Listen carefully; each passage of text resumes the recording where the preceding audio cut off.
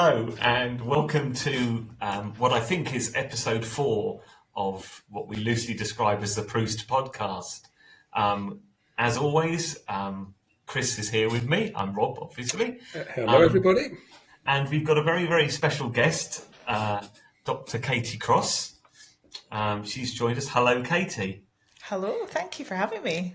It's good to be with you. Thank you very much. Thank you very much for joining us. I think the simple thing is, could you introduce yourself for the listener, please? I can, absolutely. So I'm Katie Cross. I'm a lecturer in Practical Theology at the University of Aberdeen. And mostly what I do, I suppose, is theology that starts from human experience. That's my job. That's what I'm doing at the minute. I think you've asked me on because of a particular project that I'm doing just now, which is about church leavers, so people who've left church and what their practices are and what their lives look like. That is certainly something we'd love to talk to you about. But could you tell us, perhaps before we get there, how you found yourself where you are and what you're doing? What a question. How I found myself talking to you today. I suppose I never set out to become a theologian. This was a bit of an accident. I grew up between two denominations. So my dad is Greek Orthodox, he's culturally religious, and my mum was Church of Scotland. So you might be able to hear like an edge of a Scottish accent somewhere in here. And I suppose I grew up in a church that was very committed to social justice. Like, we were really kind of progressive, very progressive Church of Scotland, very kind of forward thinking. And because of that, I stayed in the Church of Scotland for a long time, up until actually quite recently. And I left after just a lot of experiences that kind of piled up together, that made me feel just more unwelcome, I think. Partly as a theologian, partly as a woman, partly as I think if you're attending church in Scotland and you're outside the local area of that church, that can be awfully scandalous as well. So I think about 3 years ago I left the church, and because of that, I've become interested in other people's experiences of that. But faith, I think, is still a big part of my life, even though I'm not in a church context. Yeah. I think we can all three of us, therefore, relate to being in that place. Can you tell me, so I'm going to ask some probably really obvious questions to anyone else, but as I don't know the answer to these things, if I don't ask them, I'm the fool, really, aren't I? What do you mean by practical theology? What does that mean? It's not a silly question. I don't think most of us know what practical theology is, even if we're doing it. I think there's a lot of disagreement about what it is. I would say, and I'm sure others would disagree, but I would say that it's any kind of theology that starts with human experience, Right. and that's really attentive to what people do and how people experience religion. I think it's about practices, the way that we actually form habits, the way we actually do religious things as well. And I think it's all about lived experience. So it's very people-based. Sorry, I didn't mean to interrupt. It's more than just academic then. Oh, I hope so. That's the point, is it? It's not just I know the Greek or I know the ancient whatever. Yeah. I'm afraid I don't know the Greek. So I'm really hoping it's not that. And there's definitely links to all of that other stuff, but I think it's definitely kind of about how people are actually living out faith and how that actually looks. So we know what the doctrine is, we know what the interpretations are, but we don't actually, until we do practical theology, we don't know how people are living it. Okay, thank you. That's really helpful to me. I also did I did a bit of research, but that's probably an exaggeration, or it's almost certainly. But I did listen to 2 podcasts you were involved in earlier this year. I did. Oh, no. Sorry about that. No, because there were 2. One was American and one was not. if I can remember which one it was. But you obviously know what they were, and they were about. You were talking about trauma and feminist theology, Yes. weren't you? On both of them, I think. Oh, I think one of them was the Two Cities podcast, if I Yes, remember. that's certainly Yes, it. Yeah, that's right. they Yeah. were. I found them absolutely fascinating and completely eye-opening. So, quite honestly, because I don't even know what feminist theology is or what it means. So again, I'm going to ask a daft question, which is, what does that mean? It's not a daft question. I always tell my students, Rob, there's no daft questions in my classes. Everything is a good question, right? So Phew. feminist theology, and again, my version of feminist theology is not going to be everyone's version of feminist theology. I think that it is like feminism proper. So it is about how women have been left out of conversations, and it's about how we include women in conversations that they've been excluded from. So, for example, you just have to think about what's been selected and kept around in terms of theologies, in terms of beliefs. Think about who the church leaders have been, think about who has made the decisions, who's written the scripture, all of this. So that's part of it. But I suppose I always want it to be about more than just that. So I always Yeah. want it to be about other things that affect people. So, patriarchy doesn't just affect women, it affects men, affects non-binary people.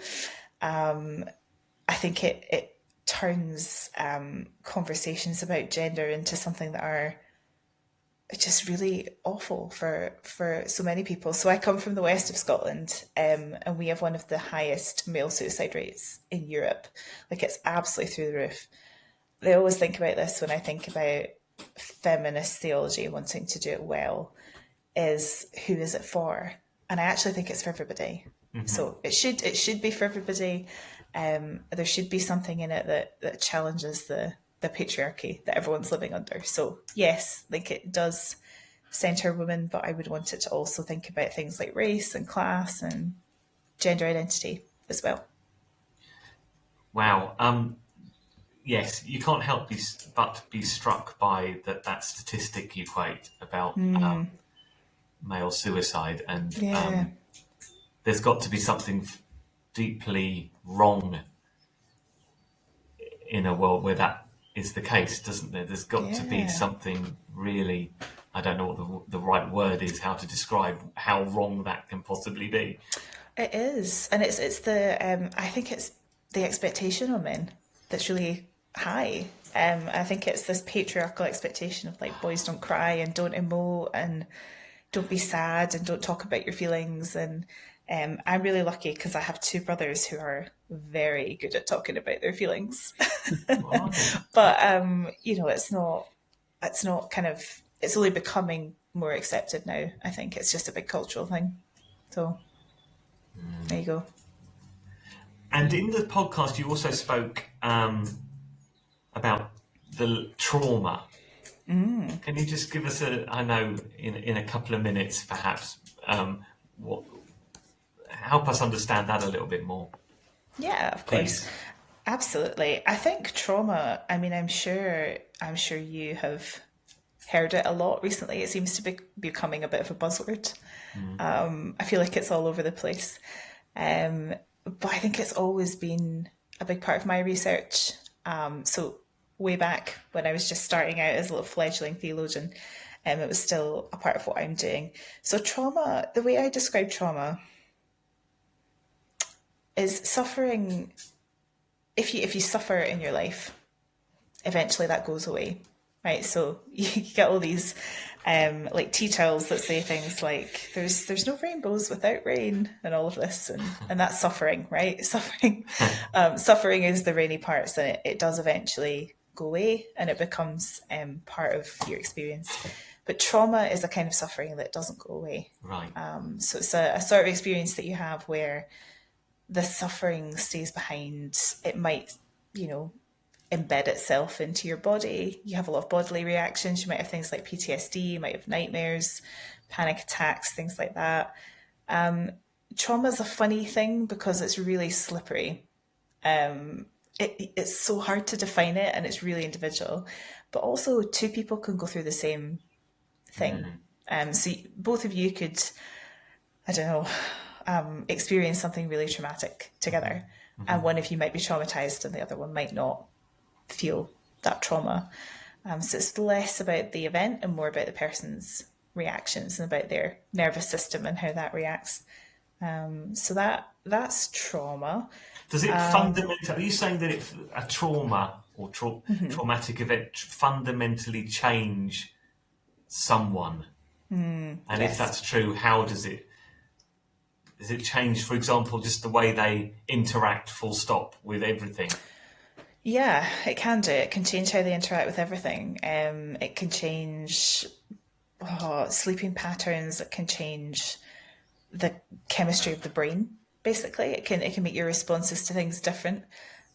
So it has a really huge impact, and that for me has always been interesting in like a religious, theological context. That's always been interesting because Christianity is pretty traumatic. Like as a story, the story of Christianity is pretty full of trauma. The crucifixion of Jesus and Yes.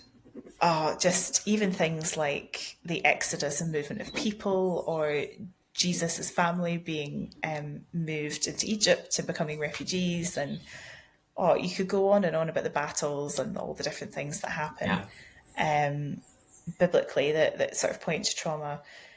So I think trauma theology is really new. It's only actually been around since, I'd say, just after 9/11 is when people started to take it seriously.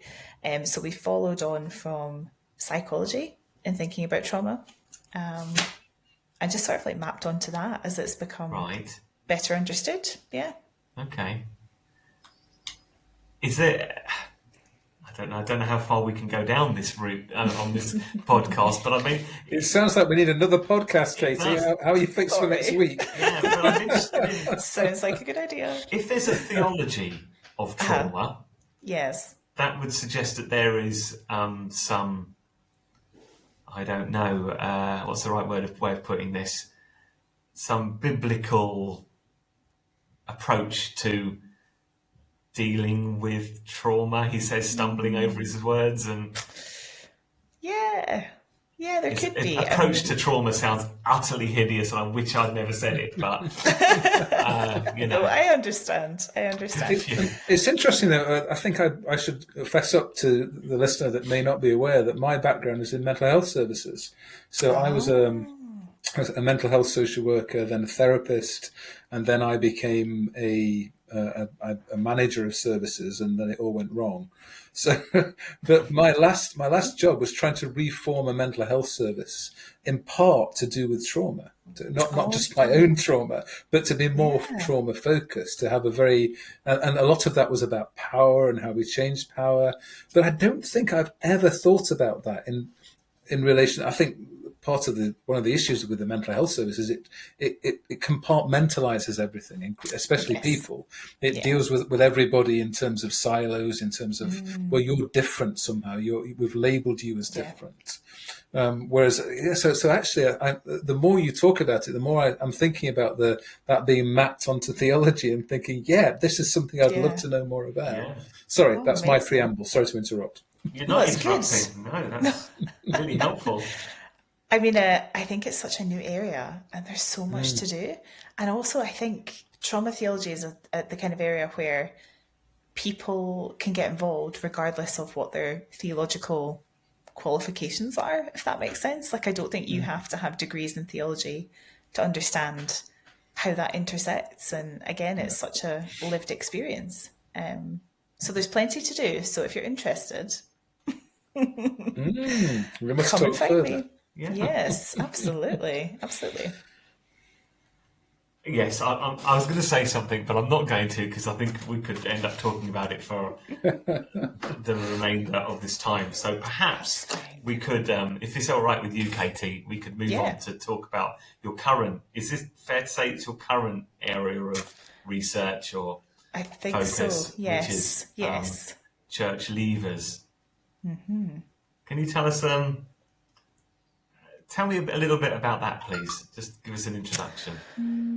Well, it all begins with the PhD research that I did. They always say when you're doing a PhD, you should have like a little sort of tagline that you take with you everywhere. And I would just tell people I'm doing my PhD on an atheist church, which is absolutely true. I did my PhD on an atheist church called the Sunday Assembly. Yes. And they have congregations all over. But particularly for me, I was in London and I was in Edinburgh. And I was reading a lot of sociology from like the early 90s. And there's a woman called Grace Davy. She's got this lovely term that she was using, believing without belonging. Okay. So she was predicting that people in the UK would, in the future, carry on believing in Christianity, but they wouldn't belong to churches or to religious organisations as much. So that's retro, that's the early 90s. In the Sunday Assembly, it was kind of in reverse. So the idea was that people were belonging to a congregation, but they weren't believing in God or anything like that. So I spent a lot of time with atheists, and that was really good. And then in the sort of interim, when I was trying to figure out what to do next, because there's always that time where you think, oh, I don't know where I go from here. I left the church myself. And I started thinking, but is that it though? Like I've left and surely that's not it. Like there must be something for me. And that's when I started thinking, well, I had this thought, I can't really be the only person. And I know that there's other work that's been done on this. So I know I'm not the only person.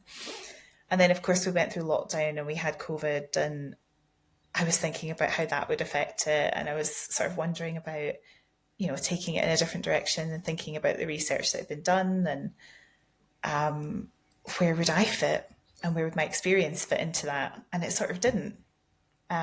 So I took a bit of a gamble. I wasn't actually sure. I put out a survey and I thought no one's going to actually respond to this because it'll just be me in my room thinking to myself, yeah, like I'm a church leaver, so I'm sure there's plenty of those. Right. And I really didn't expect there to be many people. But the survey came back. I've got more than 500 responses to the survey.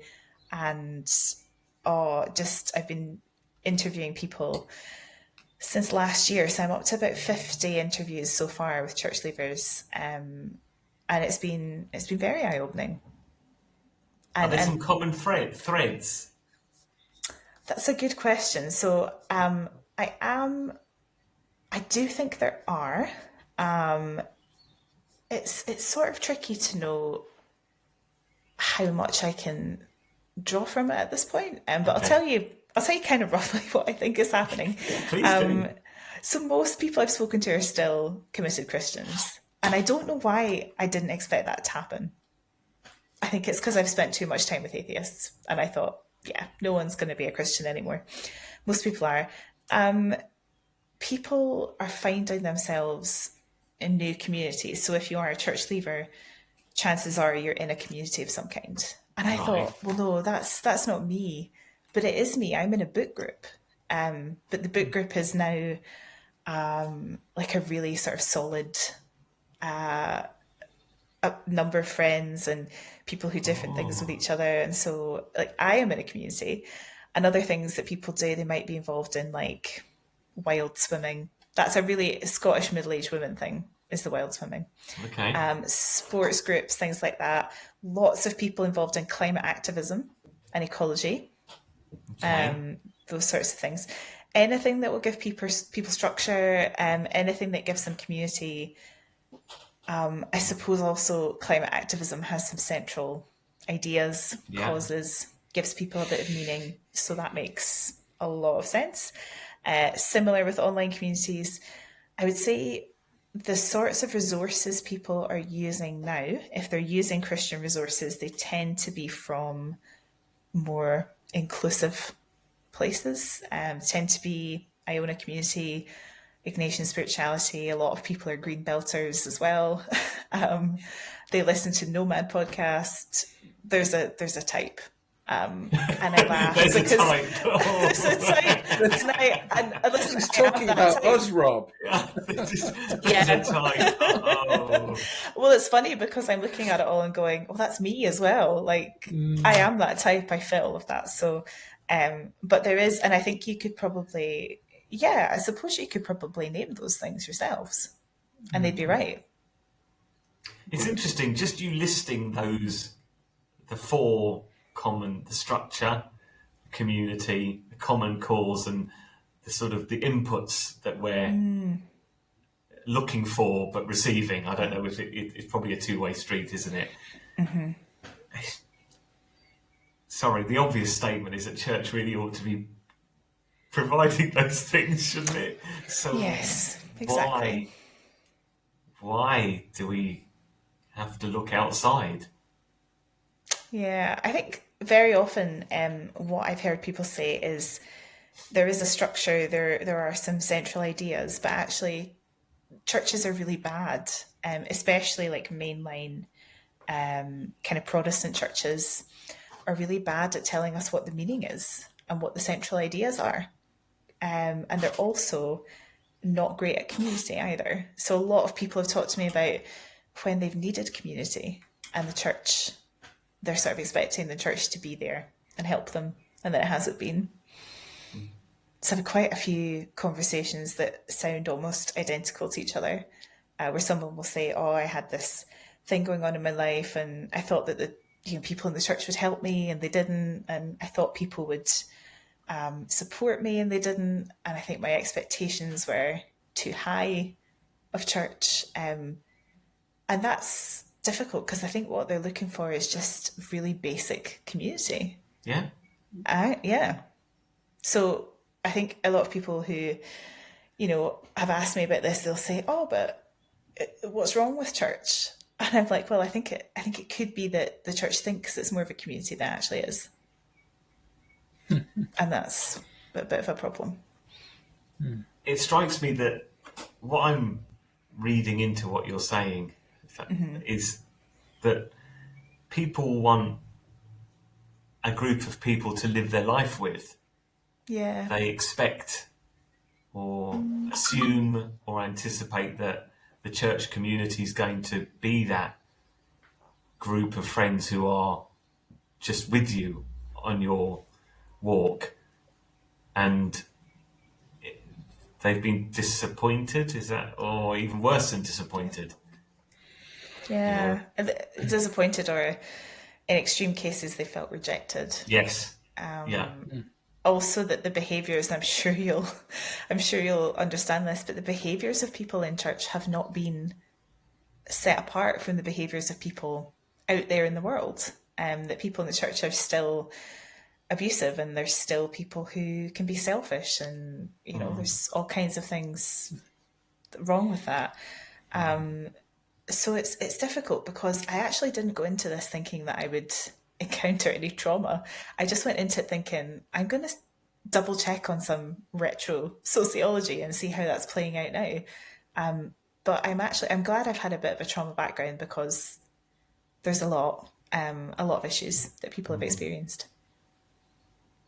It's hard because I don't want to, I don't think any of us will want a conversation to turn, even slightly come across as a church bashing exercise. It's absolutely not. It's just, I want to be clear that we're asking for your, experience and what your research has told you. And that's right.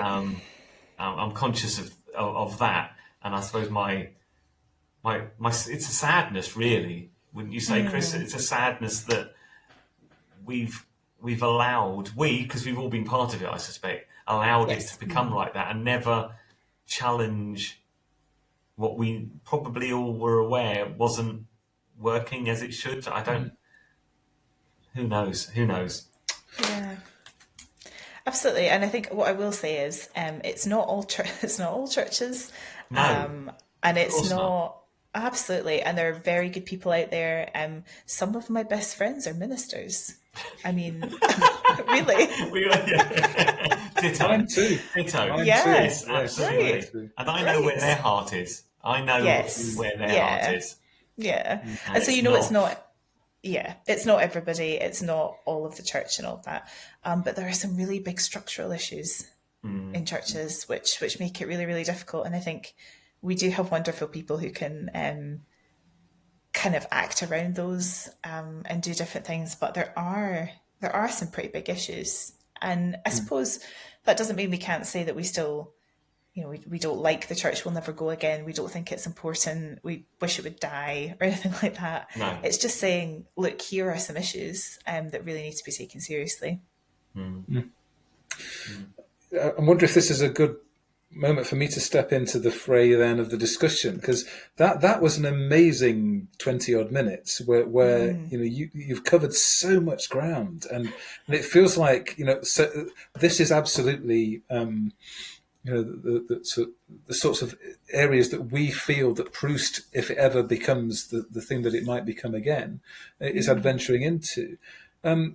One thing that occurs to me, I think we, if the listeners haven't already got their head around while we were talking to Katie, I think they'll probably be right there now, is that a lot of the old Proost #1, as we might call it, was very much in and around the emerging church discussion, around the alternative worship, the small missional groups kind of areas, which was very white and very middle class and very male. Mm-hmm. So you're nodding kind of ruefully here, Katie. Which was that? Is that?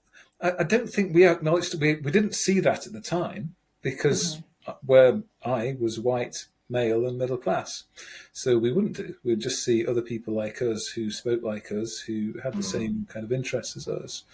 Yeah. So, I mean, reflecting on that now, were we part of the problem? I don't know. I don't know that's... It's difficult to tell, isn't it? It's really difficult to tell. What I will say is now, if you're thinking about the people who have left the church, that sort of demographic makeup is just very diverse. It's really diverse.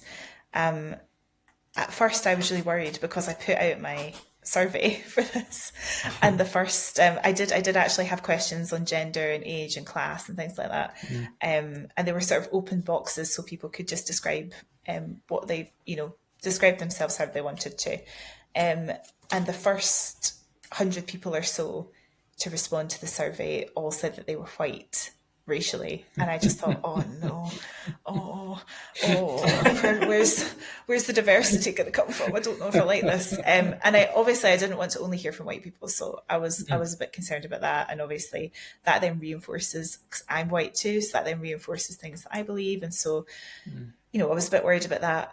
It did become much more diverse as time went on, which was really helpful. I would say in terms of class, it started to vary, and so maybe it's just that now the makeup of people who've left the church is quite different. I don't know. Maybe it's different to how it was. Yeah. Yeah.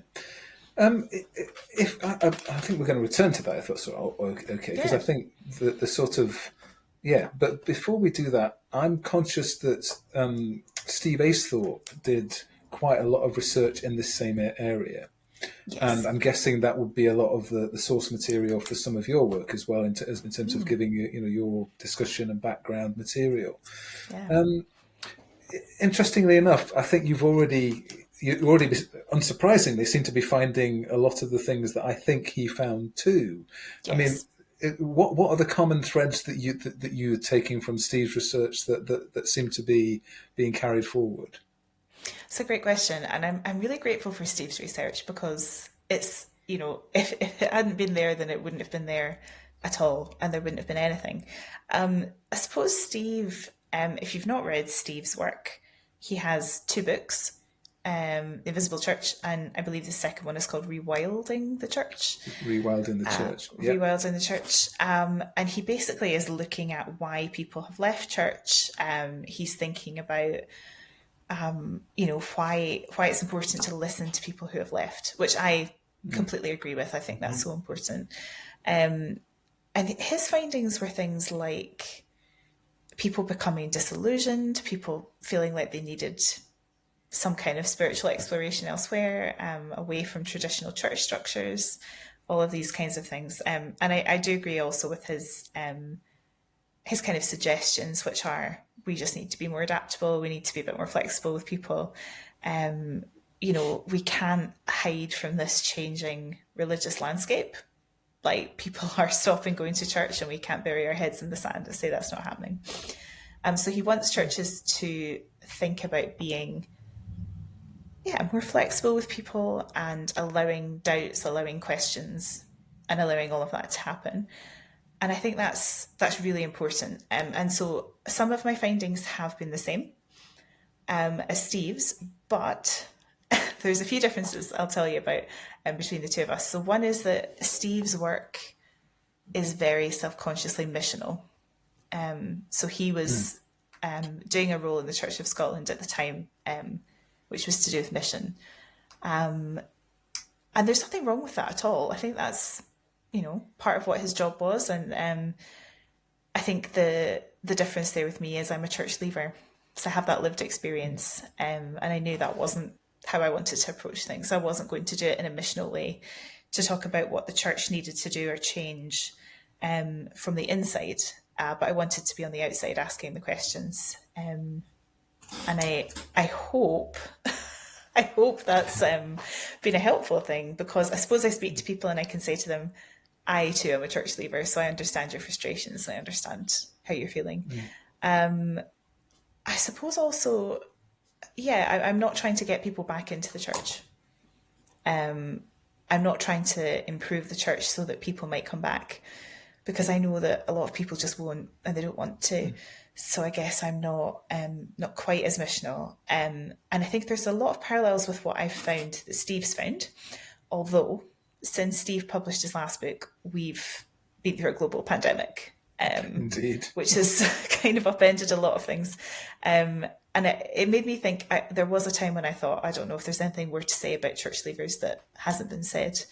COVID is the thing, I think, that needs to be considered as well.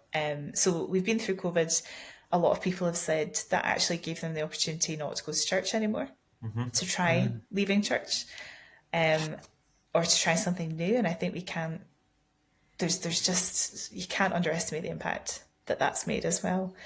And I suppose, I like what Steve says about rewilding the church. I think it's a great idea. I think the idea of being more flexible and adaptive is what the church has to do. And I suppose my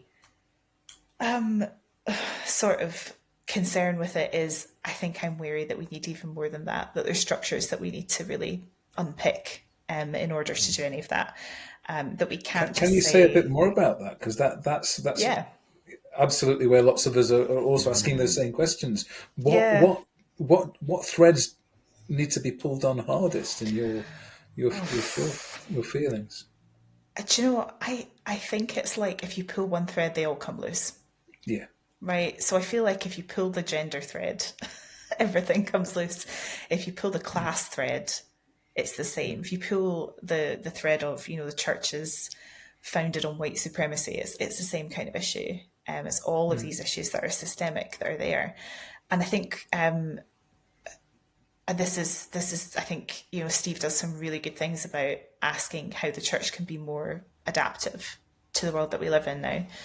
And I just wonder, are we trying to save a church that has too many systemic issues? And how do we actually get to the root of those systemic issues? And that's a really difficult question, and I don't know the answer yet. No. Wow. Yeah. One of the sort of overarching questions that I think we used to ask is, how do we save church? How do we make it better? And I certainly spent a lot of my career, my church career, should I say, in and around those movements sort of, back in the day, making it more seeker friendly, or which kind of the very words now make me shudder, or the things that we did that, oh my word. Yeah. And then going forward, we were trying to recite church in the woods, or we were trying to, but we're pretty much doing church perhaps in very similar ways at times. So I suppose the question for me now, we've all been through those kind of, or a lot of us have been through those cycles of trying to make church sexier, trying to make church more softer, trying to make church more inclusive, trying to make church a more welcoming space.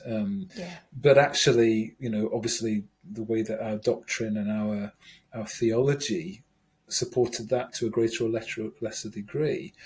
So the question, I suppose, that I find myself asking is church dying or is it reforming? Yes, and this is where I think Steve, if I can speak for Steve from what I've read of him, would say that it's a reformation that's needed. I would say if it's dying, I'm not afraid of that. I'm not afraid of the church dying off in order to reform. And this is wild. I don't think I would have said that in the past. I think I would have balked at anyone saying that the church could die off. But I tell you what I think of. So right at the start of this project, like right when I was still trying to figure it out and I wasn't really sure, my granny had died just before the start of the pandemic, and she was a theological heavyweight for somebody who never did any formal theological training. She was just, she was really, really smart and really on it. And when she died, my family, it's quite funny now to think about it, they took all of her old religious books and tapes and they just put them in a box for me. And they were like, you are the weirdo theologian of the family. So you just take this, box full of things. And I was going through the box and I found this handwritten piece of paper, and it was a list of the names of people who had been at my granny's house group. So she was doing a house group type church situation in the late 1970s. And I thought, I can't believe she was doing this in the late 1970s. And then on the back of that piece of paper, my granddad, who I never met, he died before I was born, had written down that they wanted to have a space that wasn't the church, where they could challenge things and have those doubts and have that space to really think about faith. And I just looked at that and I thought, whoa, this is, it was one of those moments. I kind of had to shudder about it, but it was really interesting to me that was an idea such a long time ago, an idea of that group and that space that they had created. And as soon as I saw that, I thought, the way church is now is not like that. It's not like this group where there's the space and there's the, all of this. And a lot of people have said to me, do you think it's going to go back to that? Do you think it'll just be small groupings of people? To which I say, well, if it is, it would be like the early church, except, this time we're not being persecuted in the same way. We have the space to do that again. And again, there are so many structural issues. I don't know if there are too many to combat, but I do think, the church has hurt a lot of people. There's a real history of harm. Racism, classism, inclusion of minority groups, LGBTQ people, it's a huge list of things the church has done. And I think there will be people who want it to remain as it is. And, it protects their interests, and that's fine. Okay. Yes, but I don't know. I'm not afraid of it dying. Because I think in some ways, there's so much faith outside of the church that faith isn't going anywhere, right? Yeah. It's interesting. I was on an island with 12 men, as it turned out. We'd recently, one of whom I think is the husband of a mutual friend of yours as well, Katie. That's right.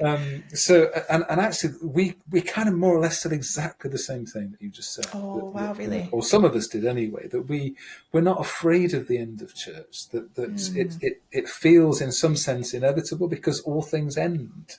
They do. But that's not the same thing as the story of faith ending, but I suppose the question then that immediately turns to is if we don't have the institution of faith and we become this kind of diaspora of people that are spread outwards into society that are looking for connection, that are looking for places of meaning that we can share.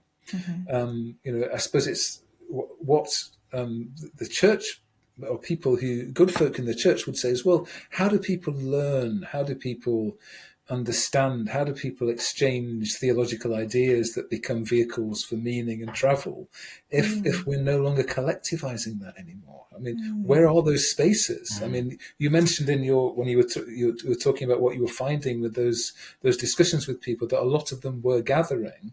And I'm guessing that a lot of them, probably like the three of us, are people that have had a deep immersion in church as was.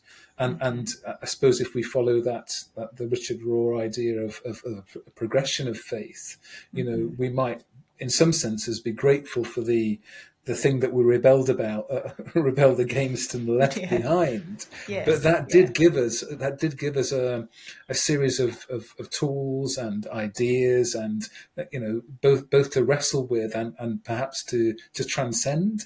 Yes. But what happens to in the absence of those processes in the future? I suppose I'm asking you to get to kind of imagine that future with us now. What are your thoughts? I think we need to give the people who've left church a lot more credit for how adaptive they've been, and how smart they are as people, and how much they are information seeking as well. So one of the things that I've found is, a lot of people have said, this has given me time to read, or it's given me time to listen to podcasts, like Nomad Podcast. And as of now, I'm sure they'd be listening to your podcast as well. And people are trying to look for information, and they're trying to find that, and they're also looking for each other as well. So I've noticed that. I've noticed people say, "Oh, I'm looking for other folk," and it's just an example of this. I was at this book club that I go to, and there was a girl there who had just left quite a conservative church, and it was right at the end of the evening, and I said something like, "Right, I have to go and do some work," and she said, "Oh, what do you do for work?" And I told her, and she said to me, "Oh, I've just left the church. And we started talking, and then the coffee shop we were in shut, and we were still talking, and we just went on for such a long time. And those connections were still there. Straight away we had, almost a shared history of something. And so I think if that is there, then that is one thing. And people are finding community. Now, is it bad that those communities are not always religious? I don't think so. Are they in some ways more authentic for people? It's an individual thing. I can't answer that for everybody, but I have found that a lot of people have said, "Oh, now I've joined a book group or a wild swimming group or whatever. I have a sense of being in creation, being part of God's creation. Throwing myself into the freezing water in Scotland, or hill walking, or doing something that connects me to the environment." So I think it's connection, but in a different way. And it seems to be a really embodied connection still, It's interesting. I think that you mentioned earlier, in terms of some of the themes that people were coming up consistently, seemed to be about climate change, about Yes. equality, about social justice, about those kinds of issues, which the church has traditionally not really done very well with at all, and hasn't had a theological way of embracing those as challenges for itself, and finding a way of equipping people to challenge them, both in the church but also in the world. And I'm just wondering, again, one of our discussions from the weekend is the degree to which Celtic spirituality seems to emerge whenever the church is in crisis, before it gets squashed down again as the church finds its feet again. Right. As a member of the Iona community, then I would say that, of course. But I'm just wondering if there are any other strands that you see that start to give hope for new things that are emerging. Yeah, absolutely. Yeah, so I would say Celtic spirituality comes up. I suppose spirituality around anti-racist movements has been a real source of hope, even though, I think we've had a real peak in that sort of white awakening after George Floyd died in 2020, then a lot of people have just sort of gone back to sleep and not really engaged. But there is a kind of critical mass of people doing that work. I think any sort of inclusion of minority groups, that kind of work, the climate stuff seems particularly hopeful, even though it's a sort of hopeless thing in many ways. When I was younger, my connection to the Iona community actually came through anti-nuclear activism. And doing a lot of amazing and doing a lot of that kind of stuff. I grew up not far from Faslane Naval Base, which is where all of our nuclear warheads in the UK are hanging out just now. I can almost see it from where I'm sitting now. Oh yes, yes. I was going to say you can probably see it out the window. Yes, just about. Yeah. And that gave me so much hope when I was younger. The idea that actually faith could make a difference, or something that I believed could push the needle on something big and political. And so there are so many things like that I think people just need to find what works for them. But also Celtic spirituality. If I interviewed anybody who didn't mention either Ignatian spirituality, the Iona community, or Richard Rohr, I don't think there was a single person. There was a single person. We've got a new pope of the Christian diaspora, and it is Richard Rohr. You know, I'll join that church.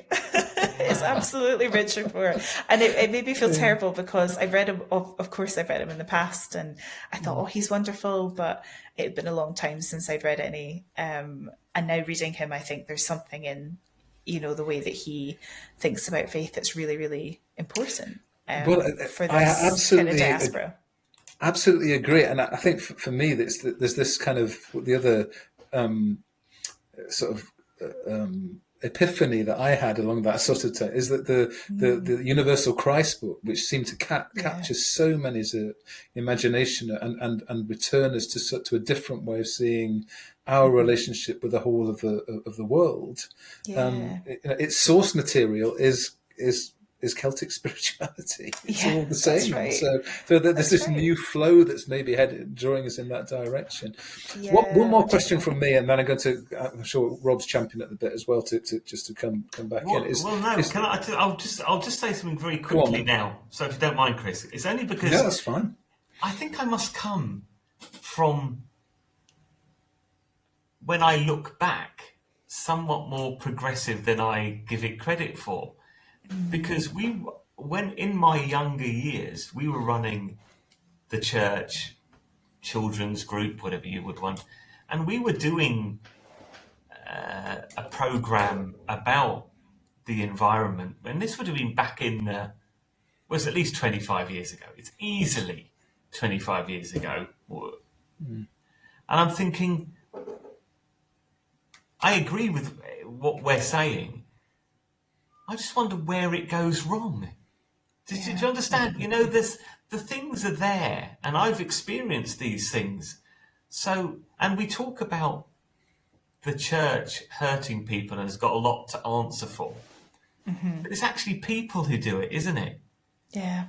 It's not an institution might be set up that perhaps it allows these things to happen. But it's actually people who do it. So at the ground, on the ground, it isn't the Church of England who has hurt me.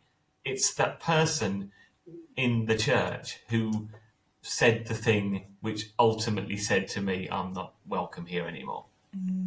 Now, you could follow that and say, why do they talk like that? What gave them... Why do they feel they had the right to say that to me? What was it in their upbringing or their experience of church or their position within the church? Because most of the time it's Joe Normal who says these things. It's not the minister or whomever. So I'm fascinated. I don't disagree with anything the findings. It just saddens me, I suppose, that actually it's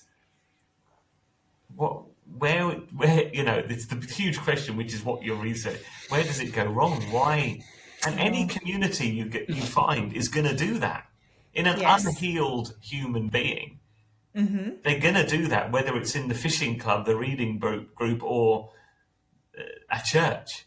Yeah, that's Somebody's right. going to say something that says, eventually, ultimately goes, I don't like that person. I can't get on with anymore. That's And I right. go and find it somewhere else. And that, to Yeah. me, seems to be the tragedy of it all. And that's Is it? I'll get off my Yeah. soapbox, shall I? No, this is it. That's the tragedy of it. And I think the even bigger tragedy is that if you're in the church, you actually have a set of guidelines that are very specific, that come from the person that you formed the entire religion around, that involve being good to one another. And And that's kind of inclusion, inescapable. ultimate Yeah. inclusivity, isn't it? Yeah, it is. Yeah. Yeah. And I'm going to divert slightly, or diverge slightly from my lovely friend Rob, though, about institutions not having. I'm not going to let institutions off quite as lightly as that, because they do fair. have a character that can overwhelm individuals, don't they? And that the character of having worked all my life within large hospitals and those sorts of things that tend to, I suppose, in that Ivan Illich way, to overwhelm our humanity and replace it with kind of often paternalistic ideas of hierarchy and all those sorts of things. And I'm also conscious of how the theology that underpins a lot of that hierarchical structure has remained intact all the time we've tried to reform the Yes. church. Rob and I were talking earlier about the whole kind of the sort of going back into the lineage of original sin, and how that sustains a lot of those kinds of things. Yeah. So I guess it's the degree to which the Reformation or the Restoration or the renewal or the re-emergence of spirituality is still a theological pursuit, as well as just people voting with their feet. Is there a question in there somewhere? Probably there isn't. But over to you, Katie. Discuss. No, in an exam it would be full stop. Discuss, wouldn't it? Yes, discuss. For 10 points, please discuss. Yeah, as I also say to my students, if you've asked the question, then it's a question worth asking, usually. So I think there would be. I do agree. I think some of the big structural issues we just haven't addressed.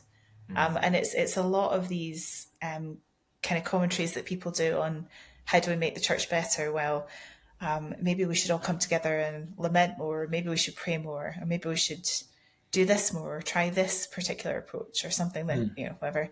But they're doing all of this while ignoring things like white supremacy.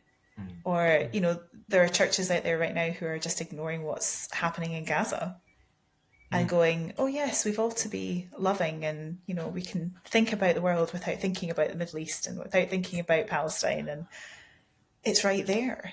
And you just think there's something in the structure of that kind of hides away those really important questions, and hides away those really kind of poignant things that we need to talk about. And so I do think it's probably a mixture of both. Yes, it is people ultimately who make the mistakes and who push other people out, because that's how we behave. And structures are formed around people, they're formed by people. So the people are not off the hook. But the sort of major structural issues that we have also kind of cover over things like abuse, and they cover over a lot of issues. And so it's both structure and people together. They're kind of intertwined. Yeah. It's that sense where you're not allowed to, there's no space, whether you're allowed to or not. There doesn't seem to be an environment where you're allowed to ask questions and say, please tell me, or can we have a discussion about the Middle East? Yep. Let's talk about it. Can we talk about? So, I'm not telling you to tell me what I should believe. But how do we talk about these global or real issues? And this is the greatest place to talk about it. This is. Yeah. But we don't, do we? We just don't. You're quite right, Katie. We just sort of go, oh, let's pray about it. That's and right. And go home. It sounds like, Rob, you also had this in your church when in the past, and I think this is a source of frustration for me, as I grew up in a church where all of my social justice bones were kind of fired. You know, I was sort of created through this church that was really thoughtful about what was going on in the world. To the point where I had a minister who he used to do mad things, like it was a Sunday morning and, you know, he'd have a whole like sermon ready to go and everything. And he'd get up and put the news on, and then he'd scrap his entire sermon just to talk about what was happening on the news. And you just don't, not everyone's like that. And not everybody has that. I suppose it's an ability to hold the tension of this really hopeful message of Christianity with the reality of what's going on in the world. Yeah. And not everyone can do that. That's hard. Yeah. Okay, well, I'm going to ask that last question now. Then. Sorry. Well, no, I don't think it has to be our last question, but it was the last one that I had in my mind was the just in terms of then back to the point of our discussion in part was to explore, if we could, you know, what happened to that group of people who were the agitators, the sort of the awkward squad on the edge of church that kind of became. Well, they were definite. That was one of the things we used to talk about. The people that had the gift of not fitting in. You know, so a lot of those people we're assuming have, you know, maybe formed part of this diaspora that we're talking about. And I'm interested if there's any other patterns that you've noticed around what people are finding meaningful to support their journeys. Because my assumption, and I guess the reason why for me I'm still interested in what Proost might become, is that art is a huge part of that in its many different forms. It is, yes, definitely. Both the creation of art and looking at art and thinking about art, and just, I'd say anything that's visual, anything that's creative, a lot of creative people.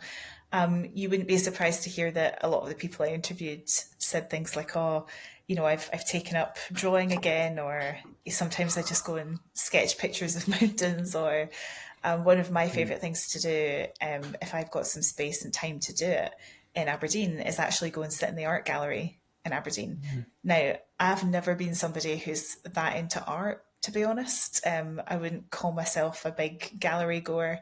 I like it because it's free and it's usually quite kind of serene and peaceful.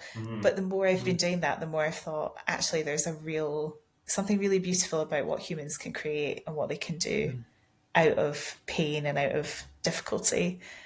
So music, art, all of these things are really meaningful. Lots of people talked about podcasts. I'm not just saying that to finish this nicely. Loads of people did. They talked about feeling like they were in community with others.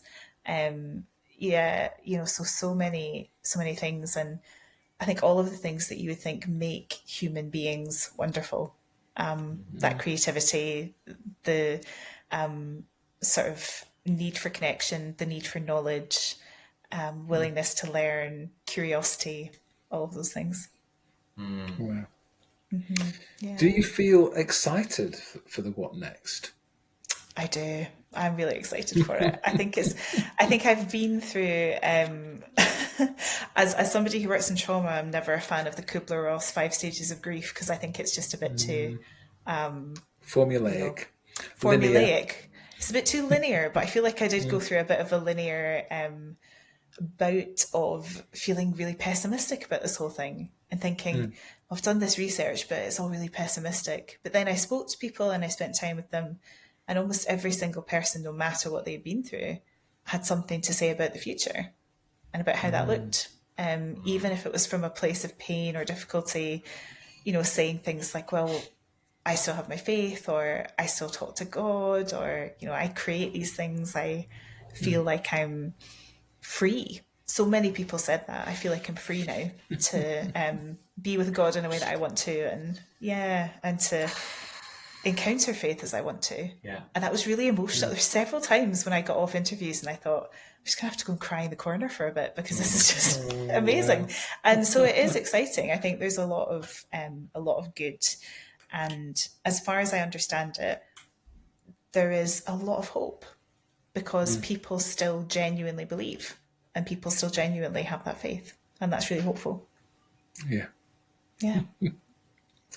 Well, I can't think of a better way to end than that, really. No. But I guess, I mean, you are someone, you've written a few books yourself. Do you want to, where would people find your work? Where would people find, some of this? I suppose the other question is, when this research comes to some kind of point of Yes. being, how is that going to be released, and where would people see it? It's a great question. So I'm really hoping to do something with it that is very accessible. I have to go and write a book because that's part of what my job expects me to do. It's probably quite a boring, dusty book. But I do want to do other things. Somehow. Oh, I don't know. I doubt it somehow. Probably will be. It'll be one that my mum goes, "Oh, could you get me a copy?" And then she'll just put it on the shelf and not. But it's going to be full of all these stories. That's true. That can't possibly be dusty and dry. There you go. There you go. I don't think it will be. So I'm really hoping to make it very accessible. I think the best thing to do. I'm on Twitter.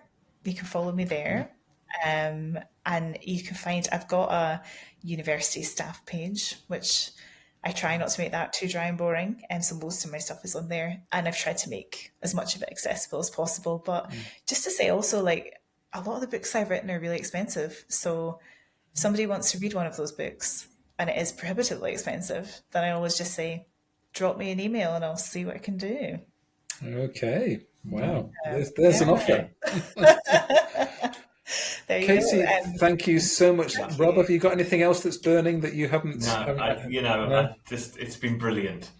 Oh, absolutely brilliant. I loved it. Thank you so much. Yeah. Thank you. Can't tell you. Absolutely thrilled that you should spend an hour or so of your time talking to us on Givers. No, it's been great. Really enjoyable. I've loved it. Thank you so much. Good stuff. Okay. Speak to you all soon. Yeah, thank you very much. Katie. Bye for now.